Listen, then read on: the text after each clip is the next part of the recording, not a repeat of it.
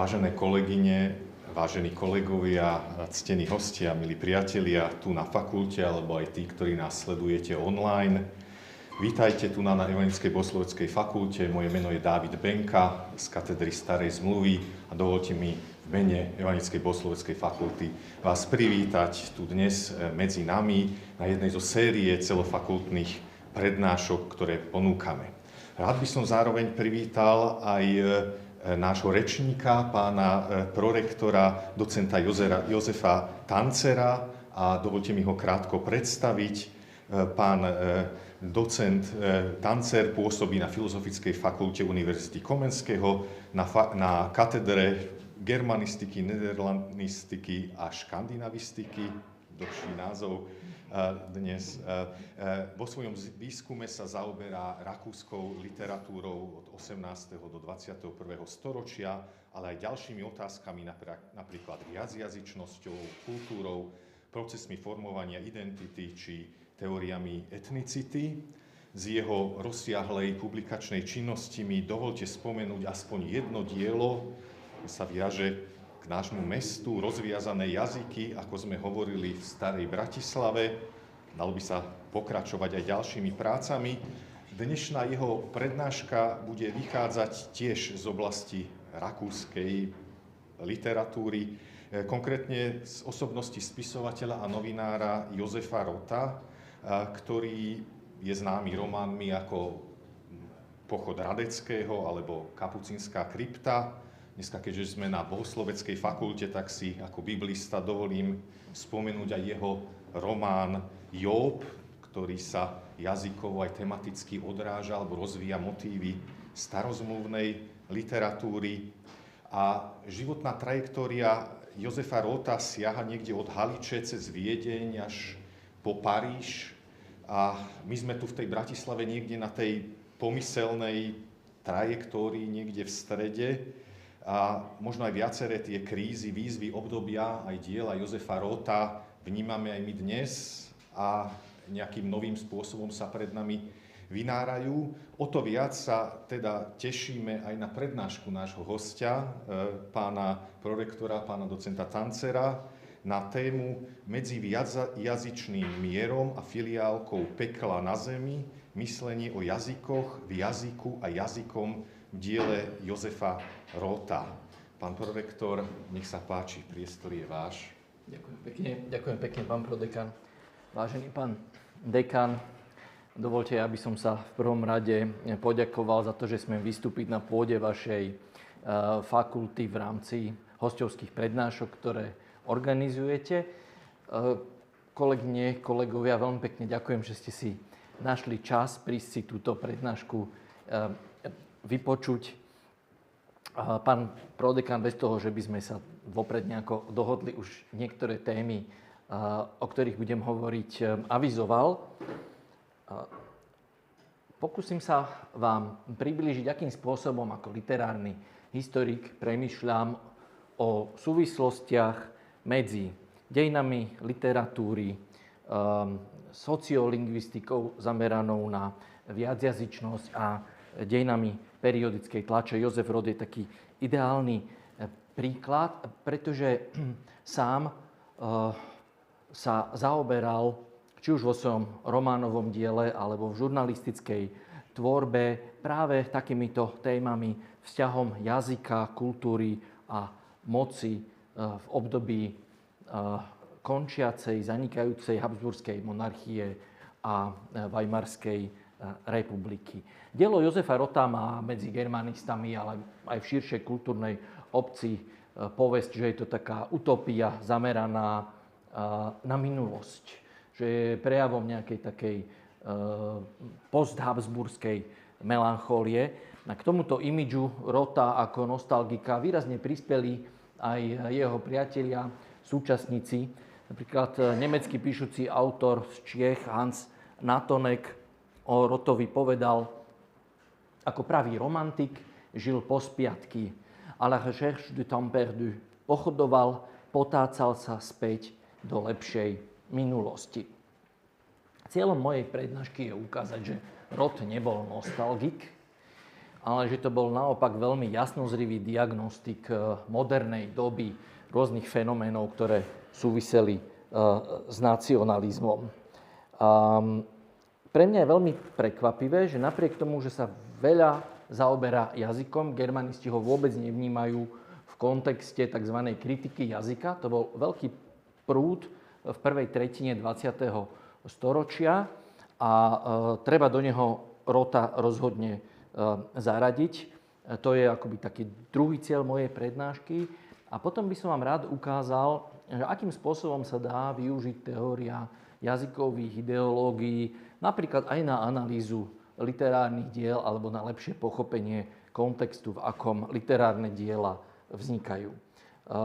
Pod tým pojmom jazykové ideológie rozumiem, inšpirovaný prácami nášho kolegu na Filozofickej fakulte Istvána Landšťaka, myšlienky, citujem Landšťaka, alebo myšlienkové systémy slúžiace na interpretáciu, odôvodnenie a legitimizáciu faktov týkajúcich sa jazyka v najširšom zmysle slova a verbálnej komunikácie vôbec.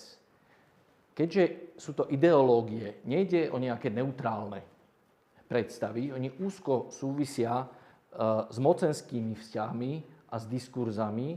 A my tie ideológie často označujeme potom pojmami, ktoré sa bežne využívajú na charakterizáciu rôznych takých tých myšlienkových prúdov, tzv. Izmov. Budete počuť neskôr viacero príkladov. Pre mňa je dôležité, že ani o jazykoch a ani o jazykových ideológiách nehovoríme oddelene, ale ich vnímame akoby taký jeden systém. A v sociolingvistike je koncept na to jazykového repertoáru. A jazykový repertoár označuje, opäť citát, všetky akceptované spôsoby, ako formulovať správu. Poskytuje ten repertoár zbrane pre každodennú komunikáciu.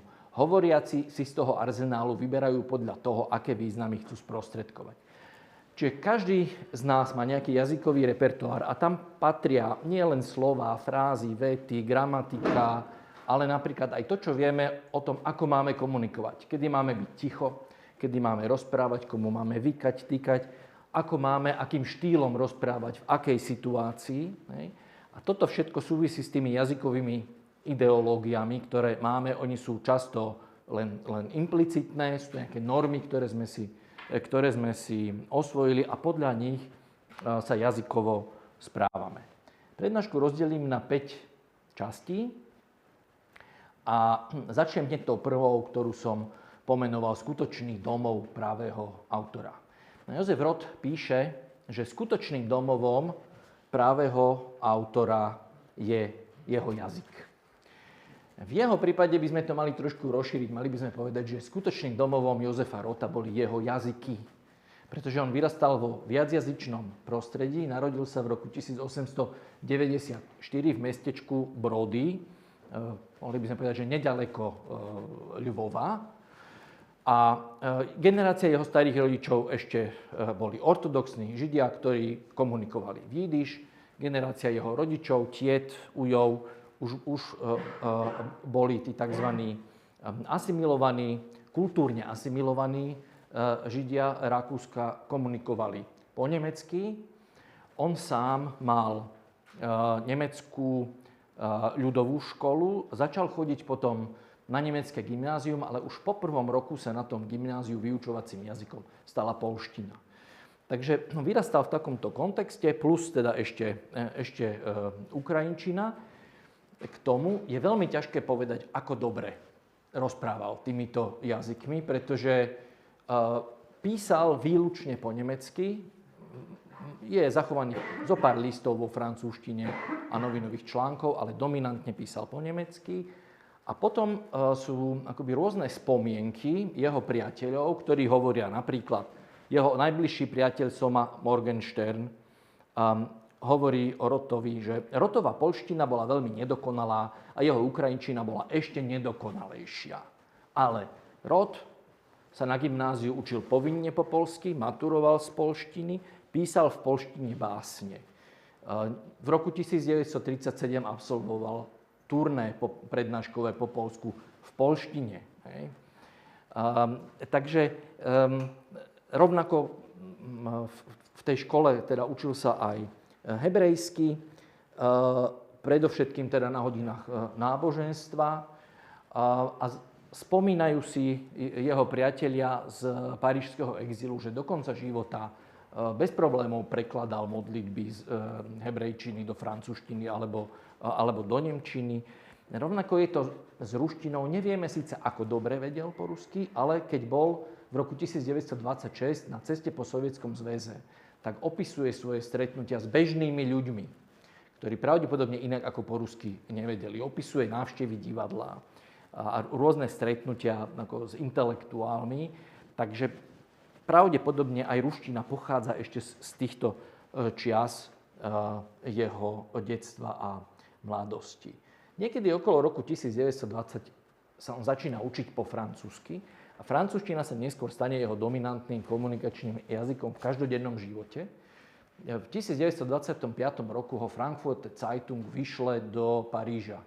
Roth ako korešpondenta. Roth bol asi najlepšie platený nemecký žurnalista v medzivojnovom období, ktorý ale písal takmer výlučne fejtóny. On bol akoby tá prvá liga nemeckej žurnalistiky. Francúzština preňho sa stane takým symbolom európskej dimenzie jeho života. On píše svojmu priateľovi Reifenbergovi krátko po tom, čo príde do Paríža, citujem: "Objímte za mňa vášho syna a dajte ho na francúzštinu. Skrz tento jazyk sa z človeka stáva Európan." Paríž bolo pre ňoho hlavné mesto Európy. Hovorí o Paríži, zase citujem: "Kto tu nebol, je len polovičným človekom a vonkoncom nie je Európanom." A tak ako miloval Paríž, nenávidel Londýn a Anglicko. Keď ho v roku 1935 Zweig, ktorý neustále financoval jeho dlhy, pozýva, že aby sa stretli v Londýne, tak mu píše, citujem: "Nemôžem prísť do Londýna, v Londýne by som to nevydržal." Taká averzia voči všetkému anglickému a americkému bola u neho celkom isto do veľkej miery spôsobená aj takou nekritickou anglomániou, ktorá v Nemecku vypukla v medzivojnovom období, alebo teda aj obdiv k americkému svetu. Vieme, že Berlín to bolo vlastne najvýznamnejšie americké mesto na európskom kontinente. Roth to často tematizuje v tých dobových románoch z Weimarskej republiky. Napríklad v takom románe Vpravo a vľavo píše: "Niektorí zachádzali tak ďaleko, že hovorili well miesto ja a predplácali si anglické noviny, ktoré prichádzali samozrejme s nejakým dvojtýždňovým odstupom, takže vôbec nevedeli, čo aktuálne sa deje." Ospravedlňujem sa za ten preklep. Ten nie je náhodný, to je moja nepozornosť, že som napísal... Tak ja som napísal well s dvoma L, ale toto robí umelá inteligencia, keď ju požiadate, aby vám graficky upravila prezentáciu, tak občas vynechá písmenko. Hej? Takže nejaké som si... Toto mi ušlo. Nie je podstatné vedieť, myslím si osobne, že ako dobre on tými jazykmi hovoril. Čo je dôležité, a to je aj ten sociolingvistický pohľad, je, že či používal alebo nepoužíval v danej situácii jazyk funkčne. To je prvá vec.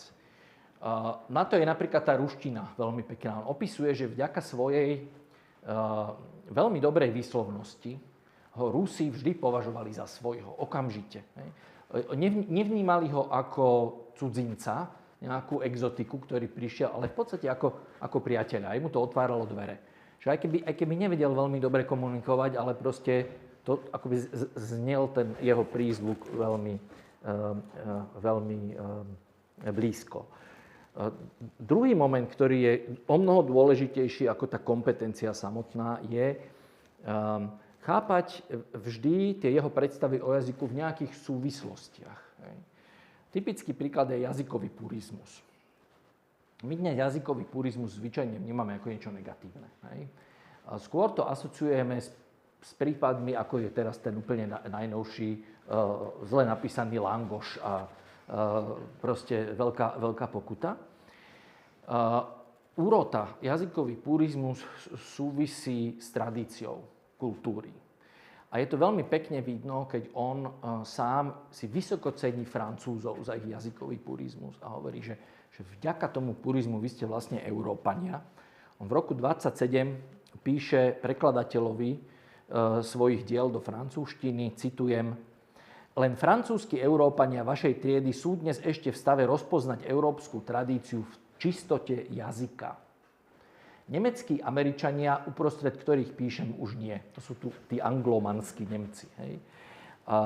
On mal takú predstavu pre ňoho Francúzsko, ako by stelesňovalo kultúrnu a jazykovú kontinuitu od staroveku, od latinskej antiky, cez stredoveký katolícky univerzalizmus, až ako potom moderné Francúzsko proti hitlerovské. Veľmi si želal, aby presne túto tradíciu si osvojilo Rakúsko v 20. a 30. rokoch, ale teda to sa mu nepodarilo. Jeho vlastné skúsenosti s viacjazyčnosťou, z Haliče, neskôr z Viedne, z Paríža, tvoria veľký rezervoár tém, o ktorých on píše, ale čo je zaujímavé, že on sám naozaj píše iba v jednom jazyku. Hej. To nie je ten typ autora, ktorých máme tiež, ktorí písali vo viacerých jazykoch, alebo ktorí sa hrali s jazykmi a všelijako ich miešali. Jeho viacjazyčné písanie jeho jednojazyčné písanie, tak, z pohľadu viacjazyčnosti, môžeme charakterizovať ako latentnú viacjazyčnosť, alebo takým pojmom multilingvizmus, že teda on je na nejakej takej rovine nad tým reflexia a píše o viacjazyčnosti, ale sám je jednojazyčný. Taký jeden veľmi, veľmi pekný príklad. Fejton z roku 1939 píše o Munkačeve a používa maďarský názov. Munkáč, dobré mesto Munkáč, je dobré malé mestečko. Hovorí sa tam po nemecky a jidiš a po maďarsky a po slovensky a po ukrajinsky, trochu zo všetkého a všetko pomerne slušne. Za starej monarchie si užívalo viacjazyčný mier a vojenský tiež. No odkedy sa stalo módou, že ľudia žijúci na 1 metre štvorcovom musia mať just ten istý jazyk, tie isté zvyky a tie isté staré mamy, odvtedy sa nevedia medzi sebou dorozumieť. Rád by som uviedol teraz taký trošku iný príklad. Tento fejtón alebo tento úryvok akoby evokuje, že všetky jazyky sú si rovné, že tam ako vládla tam nejaká taká idylka. To samozrejme nie je celkom tak. Medzi tými jazykmi v rozličných situáciách aj bola nejaká hierarchia. A niektorý jazyk bol akoby symbolicky vyššie, niektorý nižšie. No, veľmi pekný príklad máme z románu Pochod Radeckého, kde sa stretne otec a syn v takej veľmi špecifickej situácii. Ten syn, vojak, bol práve povýšený do šľachtického stavu, pretože zachránil pri Solferine cisárovi život, vymyslený príbeh. Hej. A zároveň ho z bežného vojaka rovno povýšili na setníka, na hauptmana. Teraz navštívi toho svojho otca, ktorý je ako starúčky pán, ale je to jeho otec, ktorý teda by mal mať tú úctu. A on je strážmajstrom. A teraz pozrite si, akým spôsobom tam tie jazyky vystupujú.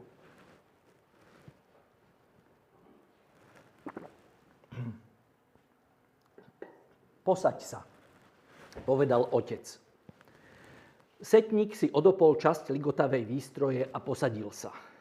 Gratulujem ti, povedal otec obvyklým hlasom, tvrdou vojenskou nemčinou Slovanov. Také ich gratuliere dir. Spoluhlásky mu zahrmeli ako búrka a koncové slabiky obťažkal malými závažiami. Ešte pred 5 rokmi hovoril so synom po slovinsky. Hoci mládenec rozumel iba pár slov a sám sa nezmohol ani na jedno. Keby však syn, ktorý sa mu priazňou osudu a cisára tak vzdialil, dnes použil jeho materinskú reč, tak by sa to otcovi mohlo zdať ako trúfala dotieravosť. Zatiaľ čo setník striehol na otcove pery aby privítal prvú slovinskú hlásku, ako niečo dôverne vzdialené, ako stratený domov. Gratulujem, gratulujem, opakoval burácajúc strážmajster. To, čo je zaujímavé, že táto ukážka z pohľadu jazykov ukazuje, že sa vlastne prekódoval ten synovsko-otcovský vzťah, pretože to už nie je vlastne otec a syn, ale to je ten proste v hierarchii vyššie postavený syn ako setník a ten strážmajster, otec, ktorý je pod ním. A preto ten otec si už netrúfa používať jazyk, ten domácky, slovinčinu, ale používa ten oficiálny jazyk armády, nemčinu. Môžeme povedať, takýchto príkladov je viac, že to, čo nám rod ukazuje, je taká jazyková hybridita. Hej? A s tým súvisia bežne ideológie, ktoré označujeme ako jazykový pluralizmus, jazykový demokratizmus. Veľmi pekne to vidíme, keď to ešte rozšírime, že takáto ideológia u neho sa nevzťahovala iba na jazyky, ale že to bolo vôbec jeho vnímanie kultúry, že keď je nejakým spôsobom hybridná, tak je to obohacujúce. A on aj sám seba a svoj vlastný sebaobraz vždy akoby na novo skladal. Hej? Vymýšľal o sebe rôzne príbehy, odkiaľ pochádza, naozaj čiastočne to boli aj také bájky, ale zároveň akoby si to aj skladal z rôznych skúseností a životných situácií, v ktorých sa práve nachádzal. A z roku 1926 je zachovaný list z Odesy, kde o sebe píše, to je jedna z takých jeho najznámejších takých hybridných sebadefinícií: som Francúz z východu, humanista, racionalista s náboženstvom, katolík so židovským mozgom, skutočný revolucionár. Jednu vec rod odmietal ako veľmi, veľmi rázne, a to, že hoci teda má dominantnú nemčinu, on v žiadnom prípade nie je niečo také ako nemecký Rakúšan. A rád by som vám to bližšie priblížil v časti, ktorú som nazval Zvyšok po viacjazyčnosti. Rod vlastne, hoci teda bol kvázi dominantne jednojazyčný v písaní, tak si niesol so sebou rôzne typy skúsenosti s viacjazyčnosťou. Tú haličskú by sme mohli nazvať horizontálna. To boli proste roky, kde on prepínal medzi jazykmi ako bez toho, že by si teraz uvedomoval, že jeden je nejaký dôležitejší alebo ako menej dôležitý. A keď sa pozrieme na jeho rozhodnutie písať po nemecky na pozadí práve tohto prepínania jazykov, tak vidíme, že to vlastne vôbec nie je náhoda, že on si vybral nemčinu, ale to je rozhodnutie vedomej voľby. Keď autor vyrastá vo viacjazyčnom prostredí, tak nie je vôbec automatické, že prečo sa rozhodol práve písať v tom jazyku, ako sa rozhodol. A veľmi pekne to vidíme na ako paralelných príbehoch z Haliče, na iných autoroch. Napríklad Bruno Schulz, ktorý je známy aj vďaka českým slovenským prekladom u nás, takisto on vyrastal v prostredí, kde rozprával aj po nemecky, aj po poľsky, aj jidiš. Vybral si poľštinu, pretože chcel akoby posilniť tú poľskú národnú kultúru. U nás predpokladám, že asi neznáma filozofka a psychologička Deborah Vogel tiež má presne také isté pozadie rodinné ako Rod. Tá si najprv vybrala poľštinu a potom vo Varšave sa rozhodla, že bude písať iba jidiš v 30. rokoch. Hej. Že tie cesty sú proste rôzne a je to vždy viazané na nejaký taký koncept kultúry. No a Rod, pre ňoho bolo dôležité, aby bol nejakým spôsobom taký ako nadetnický, nadregionálny, takže on si zvolil tú nemčinu. Keď prišiel do Viedne v roku 1913, tak zažil nejaký jazykový šok, myslím si. Pretože jeho nemčina ako východoeurópskeho Žida, ako tam bola skôr považovaná za takú karikatúru nemčiny. A Viedenčania aj používali výraz Mauscheln pre nemčinu haličských Židov.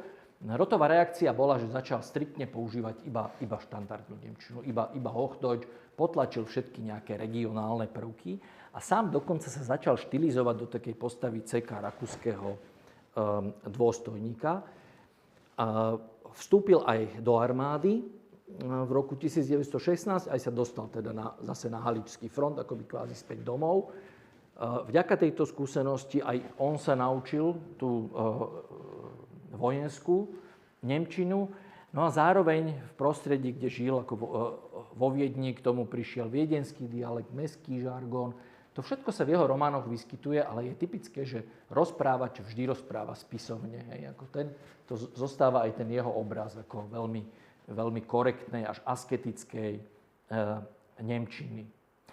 A napriek tomu v tejto nemčine akoby vždy bolo niečo ešte aj z tých iných jazykov. Rod hovorí napríklad o tej nemčine armády ako o erárnej nemčine, citujem, ktorá zdanlivo pripomínala všetky korunné krajiny naraz. Z jeho románu Kapucínska krypta pochádza taký veľmi pekný citát, ktorý môžeme vlastne my označiť aj dobovú rakúsku kultúru, ale aj rakúsku nemčinu ako takú. Odcitujem: Rakúsku podstatu živia a neustále naplňajú korunné krajiny. No a to sa dá tak akoby variovať rôznym spôsobom, napríklad, že centrum je definované perifériou. Hej. A vlastne je to aj taká veľmi pekná metafora, pretože čo je tá rakúska nemčina. Aj dodnes Štefan Neverkla, slávista viedenský, upozorňuje na to, že tá rakúska nemčina vlastne sa vyvíjala kohabitáciou nemčiny s inými jazykmi a kultúrami monarchie. A ak ste sa stretli s viedenským dialektom, tak tam je neuveriteľne veľké množstvo rôznych slovanských prvkov, až na úrovni, nielen v slovnej zásobe, ale naozaj, že až na úrovni gramatiky a syntaxe, ktoré znejú v škole, keď sa človek teda učí nemčinu vždy ako chyba. Hej? Ako nesmie sa tak. Hej? Ale proste oni... Typické napríklad, hej, čo robia Viedenčania, my sa učíme, a tí, čo viete po nemecky, ako sa teda správne zvratné zámena používajú a neviem, hej, mich, dich a tak in, hej, uns, euch a tak ďalej. Ale vo viedenskej nemčine v dialekte je všetko sich. Hej. Ani nie, že wir sehen sich, vidíme sa, ale mir sehen sich. Áno. A to nie je nesprávne, aj keď ako aj ja by som to asi opravil ako učiteľ, ale je to, a teraz je to zaujímavé, teraz som trošku odbočil, ale nevadí, už to dokončím tú myšlienku. To nie je len vplyv toho, že aj my máme stabilizované to sa, hej, a nemeníme to, ale to je aj vplyv jidiš, kde je len zich, hej, a takisto sa to nejako ako neobmienia. Rod, vlastne ten svet, v ktorom on žil, by sme mohli povedať, že je to taká postmultilingválna situácia, kde nemčina zrazu už nie je iba jedným z mnohých jazykov, je to zrazu ako ten dominantný jazyk, ale nesie si v sebe zvyšky po viacjazyčnosti. Hej? Nesie si rôzne stopy. A tou najdôležitejšou stopou u Rota je jidiš. Zase vieme zo spomienok, že Rod nielen rozprával jidiš, príležitostne mal v Paríži jedného priateľa litovského talmudistu Gottfarsteina, s ktorým komunikoval jidiš. Vieme, že aj čítal, lebo v jeho pozostalosti v Leobeck Institute sa nachádza kniha, ktorý názov som napísal. Akí dobrí jidišisti sú evangelickí teológovia, ako sa tá kniha volá. Je to jednoduché, lebo je to vokalizované, takže nebudem vás skúšať. Die Alfarbendische, ide o vzťah komunistickej strany so židovskými širokými masami. Die Alfarbendische kommunistische Partei Bolschevikes und die jüdische Massen. Alfarbendisch je to, čo je po rusky vsiesajúzny, čiže to je nejaký všezväzový, tak to je to slovo, áno, všezväzový, presne tak. Rothov biograf nám zachoval jeden výrok, ktorý znie takto. Jidiš je osudovým jazykom Židov, len ten, kto ovláda jidiš, je schopný písať vynikajúcou nemčinou. To je veľmi zaujímavý kľúč k Rothovým textom. A naozaj niektoré texty máme, tam nie je ani jedno slovo jidiš, ale sú pochopiteľné len vtedy, ak poznáme ten jazyk a jeho kultúru. A presne je to napríklad ten román Job, ktorý ste, pán docent, spomínali, kde tie postavy, ktoré vystupujú, to sú vlastne typické postavy z klasickej jidiš literatúry okolo roku 1900. Jeho nemčina je síce korektná, ale aj na úrovni napríklad syntaxe, ako vytvára nejaké súvetia, tak to tam znie za tým jidiš ako taký rytmický prvok. Hej. Zaujímavé je, že taká americká germanistka Sarah Baileyová hovorí o eseji Juden auf Wanderschaft, Židia na cestách, následujúce. Roth's rhetoric in Juden auf Wanderschaft works to suppress the linguistic system used by the culture he observes. Čiže on akoby pozoruje, tá kultúra, ktorú pozoruje, je kultúra chasidov. Tá kniha je výrazne venovaná teda chasidizmu, ale on vlastne to potláča tým, že ten jazyk nepoužíva. To je jej argumentácia. Ja si myslím, že tá argumentácia nie je veľmi správna, pretože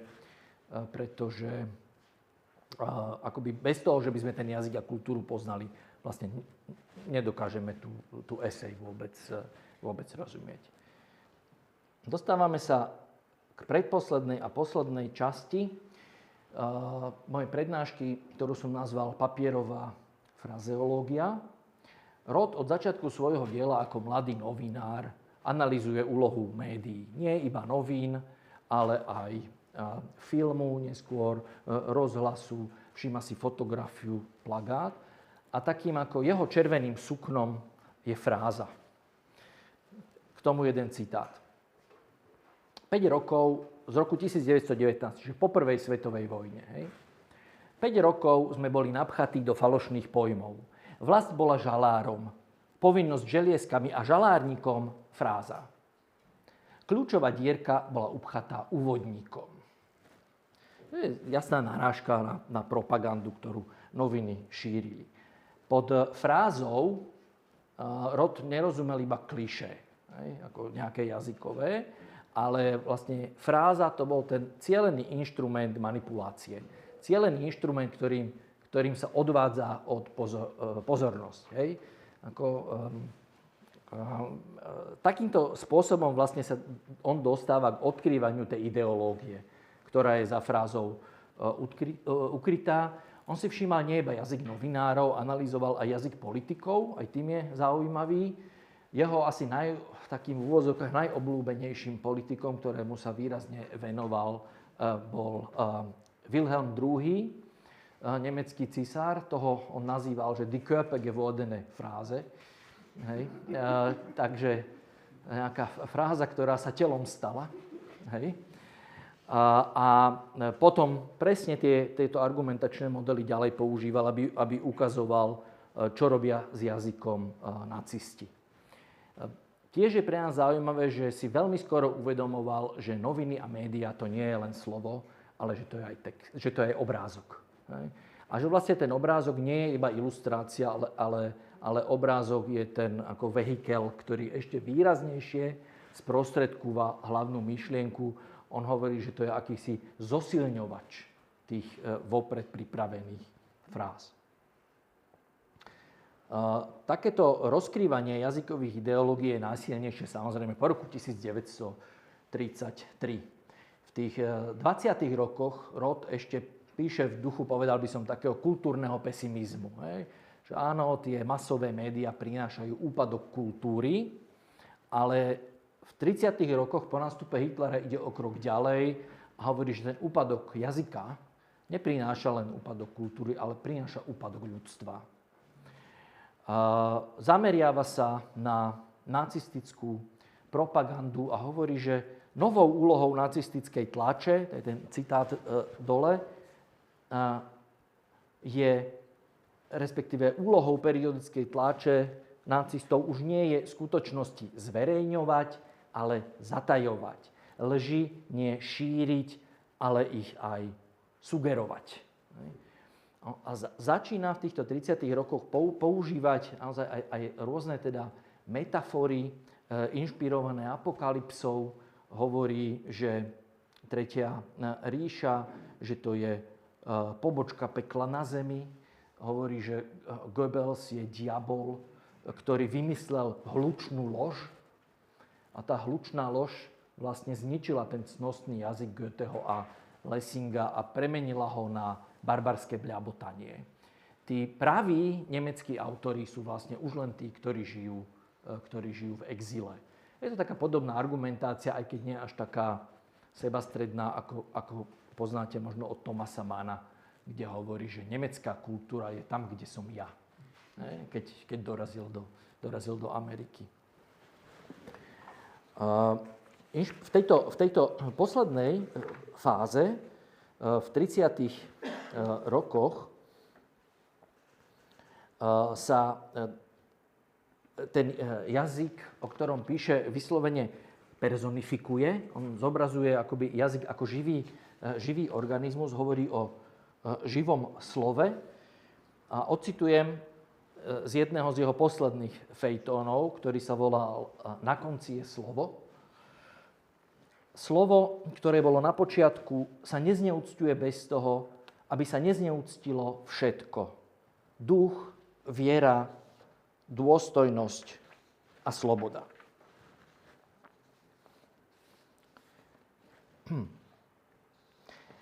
A to, čo tu trošku cítime aj ako vo výbere slov, je taký, povedal by som, kresťanský, väčšmi katolícky mysticizmus, ku ktorému sa Roth na sklonku svojho života dostáva.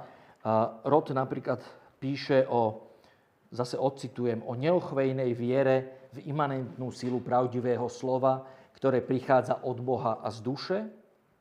A hoci toto sú veľmi ako frustrujúce citácie, tak on stále hovorí, že máme nejakú nádej, pretože existuje aj niečo také ako mravná mágia jazyka a tá dokáže čeliť barbarstvu. V roku 1939 v máji umiera, takže toto je asi taký nejaký jeho odkaz záverečný. Dovoľte, aby som to rýchlo zhrnul, to, o čom som vám dnes rozprával.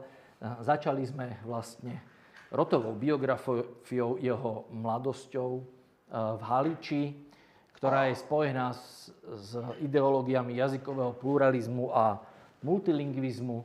Potom prechod do Viedne, kde je zrazu tá jedna dominantná centralistická nemčina a kde Roth začína ako striktne používať Hochdeutsch, teda preváži tam nejaký jazykový štandardizmus a aj purizmus, ale zároveň stále odmietanie akéhokoľvek nacionalizmu. A vo Weimarskej republike to vidíme v nejakom takom jeho koncepte jazykového holizmu, že naozaj všetky jazyky akoby patria k tej jeho nemčine. Posledná fáza jeho života je poznačená tou apokalyptickou víziou zničenej kultúry. Tá je inak typická, možno niektorí z vás poznáte aj knižku Viktora Klemperera Lingua tertii imperii, ktorá je tiež vlastne dobovou kritikou nemeckého jazyka.